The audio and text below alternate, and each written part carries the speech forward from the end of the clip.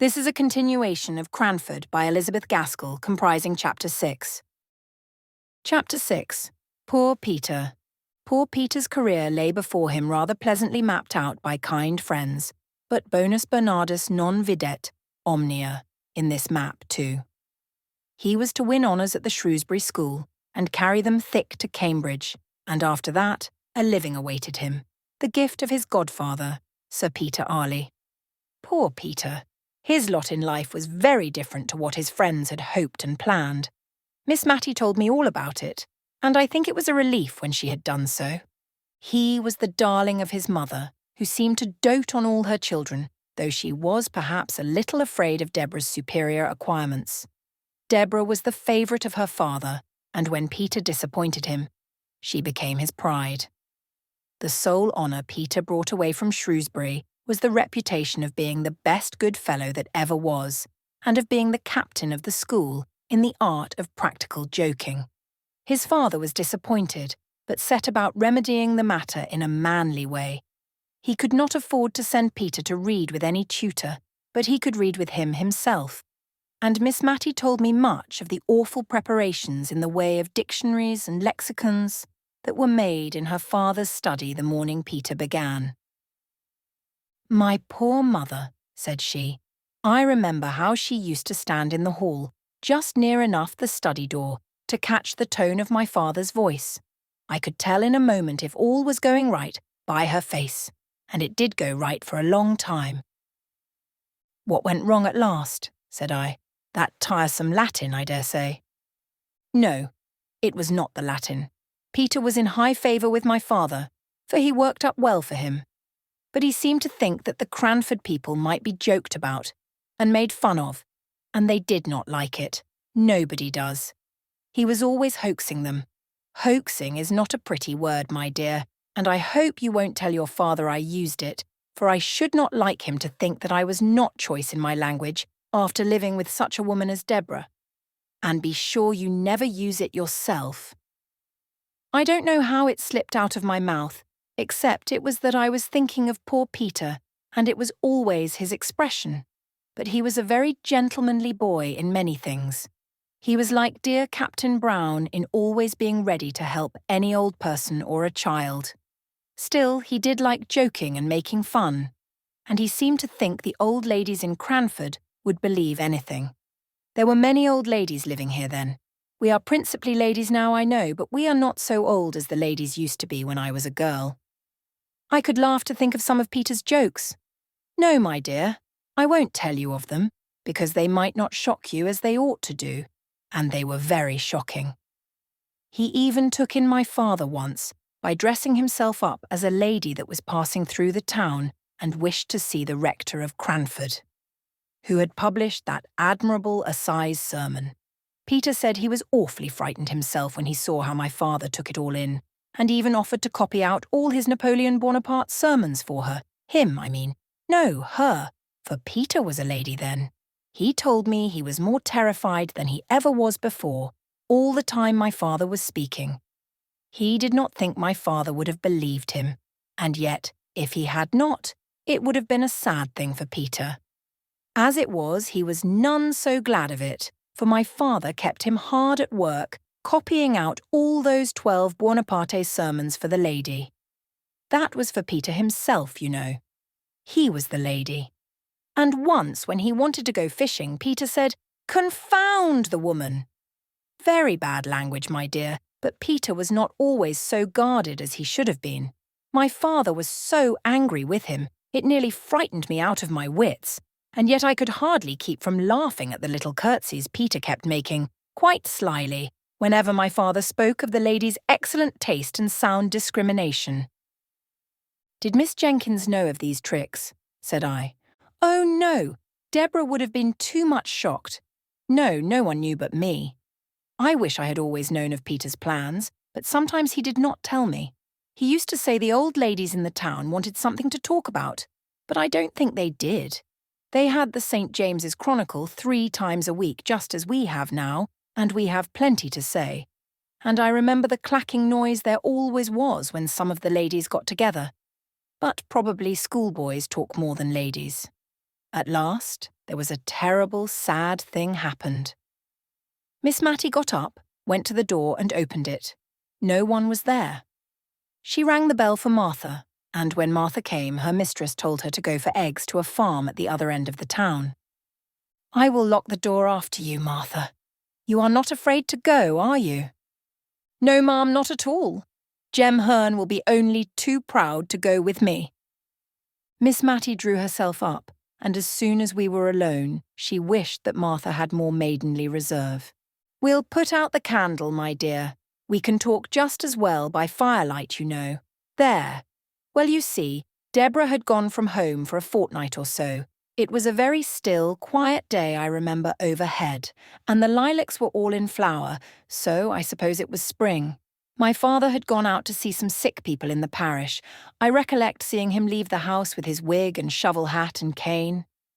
What possessed our poor Peter I don't know.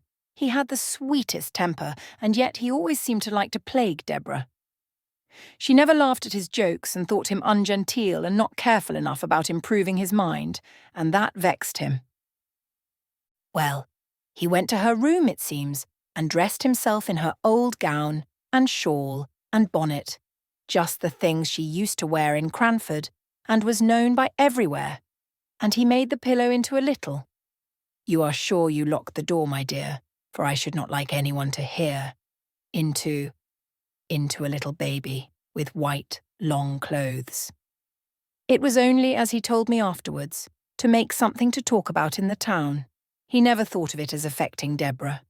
And he went and walked up and down in the Filbert walk, just half hidden by the rails and half seen, and he cuddled his pillow just like a baby and talked to it all the nonsense people do.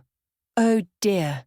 And my father came stepping stately up the street, as he always did. And what should he see but a little black crowd of people, I dare say as many as 20, all peeping through his garden rails. So he thought, at first, they were only looking at a new rhododendron that was in full bloom, and that he was very proud of. And he walked slower, that they might have more time to admire. And he wondered if he could make out a sermon from the occasion, and thought, perhaps there was some relation between the rhododendrons and the lilies of the field. My poor father. When he came nearer, he began to wonder that they did not see him, but their heads were all so close together, peeping and peeping. My father was amongst them, meaning, he said, to ask them to walk into the garden with him, and admire the beautiful vegetable production, when, oh my dear, I tremble to think of it, he looked through the rails himself and saw, I don't know what he thought he saw, but old Clare told me his face went quite grey-white with anger, and his eyes blazed out under his frowning black brows, and he spoke out, oh, so terribly, and bade them all stop where they were, not one of them to go, not one of them to stir a step, and, swift as light, he was in at the garden door, and down the Filbert walk, and seized hold of poor Peter, and tore his clothes off his back, bonnet, shawl, gown, and all, and threw the pillow among the people over the railings, and then he was very, very angry indeed, and before all the people he lifted up his cane and flogged Peter. My dear, that boy's trick on that sunny day when all seemed going straight and well broke my mother's heart and changed my father for life. It did indeed. Old Clare said, Peter looked as white as my father and stood as still as a statue to be flogged. And my father struck hard. When my father stopped to take breath, Peter said, Have you done enough, sir? Quite hoarsely, and still standing quite quiet. I don't know what my father said, or if he said anything.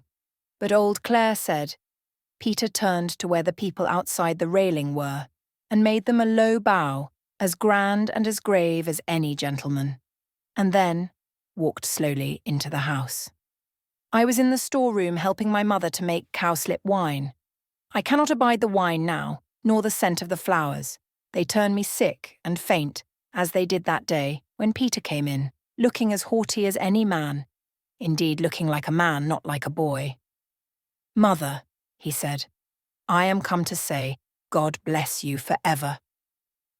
I saw his lips quiver as he spoke, and I think he durst not say anything more loving, for the purpose that was in his heart. She looked at him rather frightened and wondering, and asked him what was to do. He did not smile or speak, but put his arms round her and kissed her, as if he did not know how to leave off. And before she could speak again, he was gone.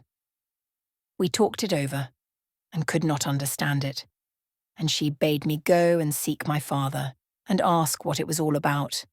I found him walking up and down, looking very highly displeased. "Tell your mother I have flogged Peter, and that he richly deserved it."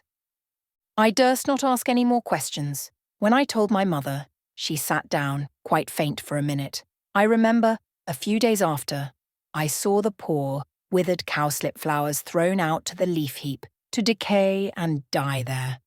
There was no making of cowslip wine that year at the rectory, nor indeed ever after. Presently my mother went to my father. I know I thought of Queen Esther and King Ahasuerus, for my mother was very pretty and delicate-looking, and my father looked as terrible as King Ahasuerus. Some time after they came out together, and then my mother told me what had happened, and that she was going up to Peter's room at my father's desire, though she was not to tell Peter this, to talk the matter over with him. But no Peter was there. We looked over the house, no Peter was there. Even my father, who had not liked to join in the search at first, helped us before long. The rectory was a very old house, steps up into a room, steps down into a room, all through. At first, my mother went calling low and soft, as if to reassure the poor boy, "Peter, Peter dear, it's only me." But, by and by, as the servants came back from the errands my father had sent them, in different directions, to find where Peter was, as we found he was not in the garden, nor the hayloft, nor anywhere about, my mother's cry grew louder and wilder. "Peter, Peter, my darling, where are you?" For then she felt and understood that that long kiss meant some sad kind of goodbye. The afternoon went on, my mother never resting, but seeking again and again in every possible place that had been looked into 20 times before, nay, that she had looked into over and over again herself. My father sat with his head in his hands, not speaking except when his messengers came in, bringing no tidings. Then he lifted up his face, so strong and sad, and told them to go again in some new direction. My mother kept passing from room to room, in and out of the house, moving noiselessly, but never ceasing. Neither she nor my father durst leave the house, which was the meeting place for all the messengers. At last, and it was nearly dark, my father rose up. He took hold of my mother's arm as she came with wild, sad pace through one door, and quickly towards another.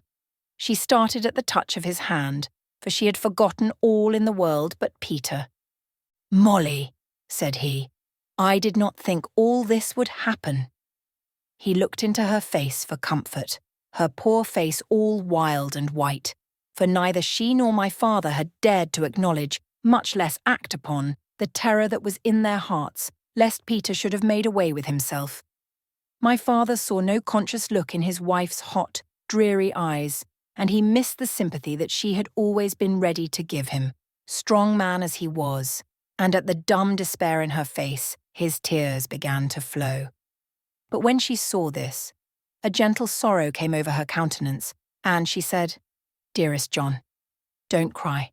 Come with me, and we'll find him," almost as cheerfully as if she knew where he was.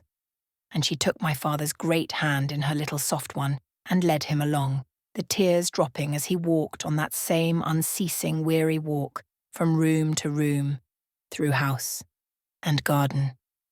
Oh, how I wished for Deborah. I had no time for crying, for now all seemed to depend on me. I wrote for Deborah to come home. I sent a message privately to that same Mr. Holbrook's house. Poor Mr. Holbrook. You know who I mean. I don't mean I sent a message to him, but I sent one that I could trust to know if Peter was at his house. For at one time Mr. Holbrook was an occasional visitor at the rectory. You know he was Miss Pole's cousin, and he had been very kind to Peter, and taught him how to fish. He was very kind to everybody, and I thought Peter might have gone off there. But Mr. Holbrook was from home, and Peter had never been seen. It was night now, but the doors were all wide open and my father and mother walked on and on. It was more than an hour since he had joined her, and I don't believe they had ever spoken all that time. I was getting the parlour fire lighted, and one of the servants was preparing tea, for I wanted them to have something to eat and drink and warm them when old Clare asked to speak to me. "I have borrowed the nets from the weir, Miss Matty. Shall we drag the ponds tonight, or wait for the morning?" I remember staring in his face to gather his meaning, and when I did, I laughed out loud. The horror of that new thought, our bright darling Peter cold and stark, and dead. I remember the ring of my own laugh now. The next day Deborah was at home before I was myself again. She would not have been so weak as to give way as I had done, but my screams, my horrible laughter had ended in crying, had roused my sweet dear mother, whose poor wandering wits were called back and collected as soon as a child needed her care. She and Deborah sat by my bedside. I knew by the looks of each that there had been no news of Peter, no awful ghastly news, which was what I most had dreaded in my dull state between sleeping and waking. The same result of all the searching had brought something of the same relief to my mother, to whom I am sure the thought that Peter might even then be hanging dead in some of the familiar home places had caused that never-ending walk of yesterday.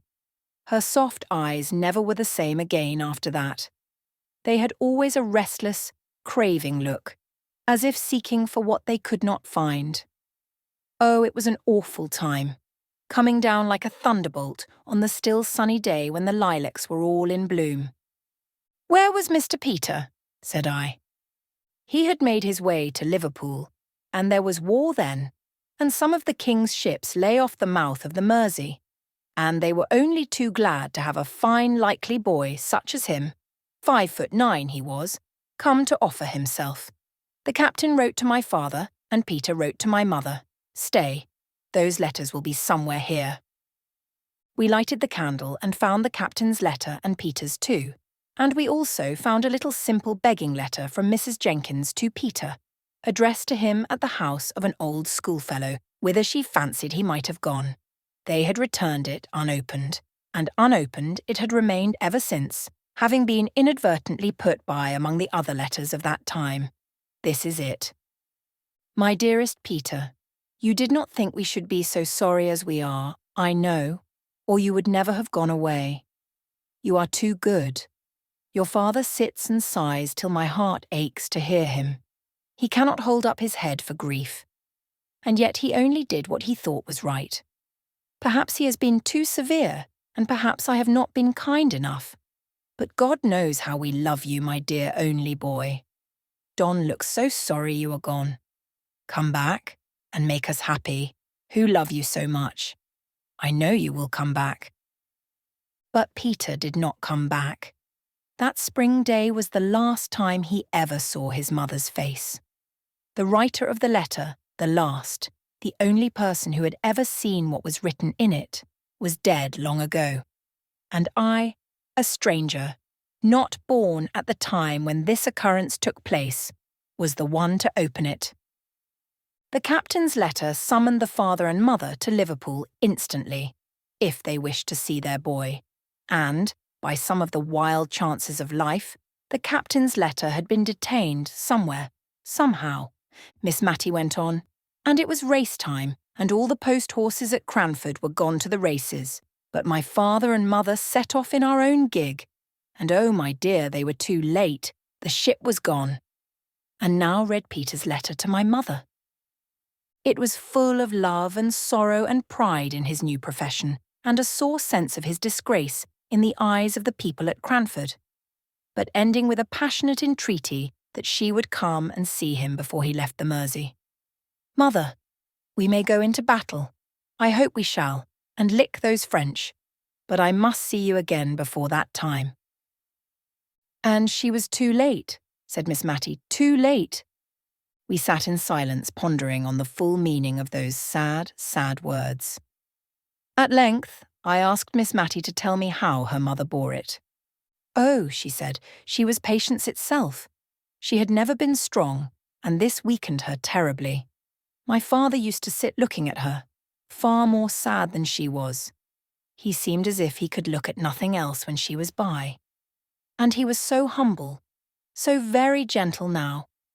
He would, perhaps, speak in his old way, laying down the law, as it were, and then, in a minute or two, he would come round and put his hand on our shoulders and ask us in a low voice if he had said anything to hurt us. I did not wonder at his speaking so to Deborah, for she was so clever, but I could not bear to hear him talking so to me. But, you see, he saw what we did not, that it was killing my mother. Yes, killing her. Put out the candle, my dear. I can talk better in the dark. For she was but a frail woman, and ill-fitted to stand the fright and shock she had gone through, and she would smile at him and comfort him, not in words, but in her looks and tones, which were always cheerful when he was there. And she would speak of how she thought Peter stood a good chance of being admiral very soon, he was so brave and clever, and how she thought of seeing him in his navy uniform, and what sort of hats admirals wore, and how much more fit he was to be a sailor than a clergyman. And all in that way, just to make my father think she was quite glad of what came of that unlucky morning's work, and the flogging which was always in his mind, as we all knew. But oh, my dear, the bitter, bitter crying she had when she was alone. And at last, as she grew weaker, she could not keep her tears in when Deborah or me was by, and would give us message after message for Peter. His ship had gone to the Mediterranean or somewhere down there, and then he was ordered off to India, and there was no overland route then. But she still said that no one knew where their death lay in wait, and that we were not to think hers was near. We did not think it, but we knew it, as we saw her fading away. Well, my dear, it's very foolish of me, I know, when in all likelihood I am so near seeing her again. And only think, love, the very day after her death, for she did not live quite a 12-month after Peter went away, the very day after came a parcel for her from India, from her poor boy. It was a large, soft, white Indian shawl with just a little narrow border all round, just what my mother would have liked.